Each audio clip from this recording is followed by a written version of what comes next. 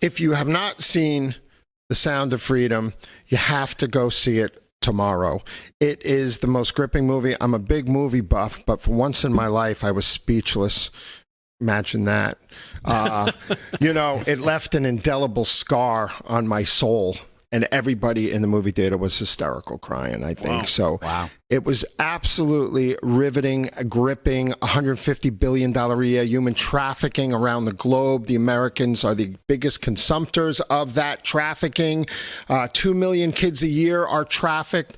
And Tim Ballard, undercover agent for DHS, quit his job, started Operation Underground Railroad, rescuing children in sex trafficking rings. James Caviezel's performance was unbelievable. It took 5 years. The pedos didn't want it to be shown.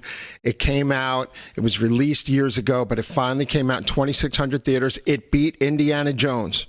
It's an independent movie. It torched Hollywood with their stupid Barbie movie and all their woke garbage. Right. This is a must-see. You owe it to yourself. You'll never look at this issue the same way again. And even Goya Foods' Bob Unanue helped fund it. CEO of Goya Foods, Goya Cares, committed to combating child trafficking around the globe.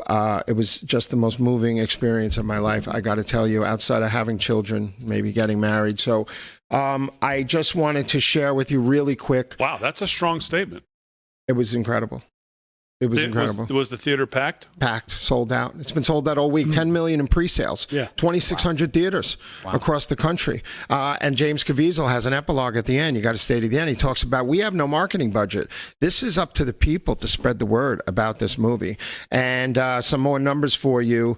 Let's see. I have more. Sold 2 million tickets. Their goal was to sell 2 million tickets in the first week. I think they're going to far surpass that.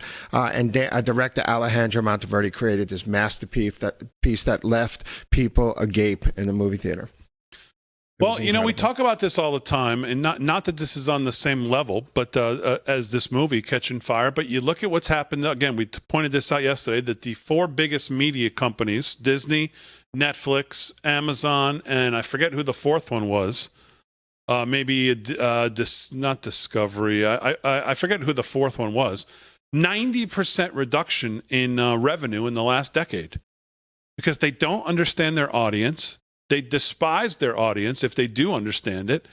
But you look at this, you look at most of red-blooded America, and those of us who just want to be left alone, live our lives, raise our kids the way we were raised in the world like we were raised in, live a normal life, work hard, be able to put food on the table without the government in every damn pocket of everything we do all the time. People we're just sick of it. We're just sick of the attack on our kids. We're sick of the attack on our institutions. We're sick of the attack on our sensibilities, on our sense of what's right and wrong, of natural law. And we're just sick of all of it. And my point being, yesterday, I brought up Target once again, going after Levin and his new book, The Democrat Party Hates America. Target said to Simon & Schuster, we will not carry it. It might offend people walking through the store, namely Democrats. Well, you spoke up yesterday through media, through messages to them, whatever it was, between Levin's audience of about 15 million and everybody else who picked it up and wrote about it. Paul Bedard in the Washington Examiner, Fox had some piece on it. People have followed through. We talked about it. Not that we had any effect, but Target today, guess what? Oh, Simon & Schuster. Yes, we've decided that we're going to carry Mr. Levin's book. We're going to place a huge order right now with you to have the book ready to go on September 19th. Wow. That's amazing. So, power to the people. Exactly. Yep. Right? We the people. See a little bit of a rebound out there. Before we jump off onto something else, real quick on the whole child trafficking thing and Caviezel's part in this, because I was watching and listening to an interview he did with that former Navy SEAL Sean Ryan. And he talked about how, he had to convince his wife. He's like, look, because she didn't want him to do the movie because a lot of it was being shot in Colombia. And they don't really appreciate people coming into their areas. So he said he was, convinced that he was going to be surrounded by at least 20 to 30 Navy SEALs and Army Rangers, and they were very well protected for what they were going to be doing. But he also talked about how when they were filming this and trying to get as real as they could, how it was hitting him personally, and how it was, I guess, like you said, how it moved you, how this story as it was unfolding was moving him as well. I kept thinking of Ben Bergquam in the Panamanian jungle when the firefight broke out with the machine guns after he was interviewing girls who claimed they were raped earlier on the riverbed. Yeah. It was just amazing.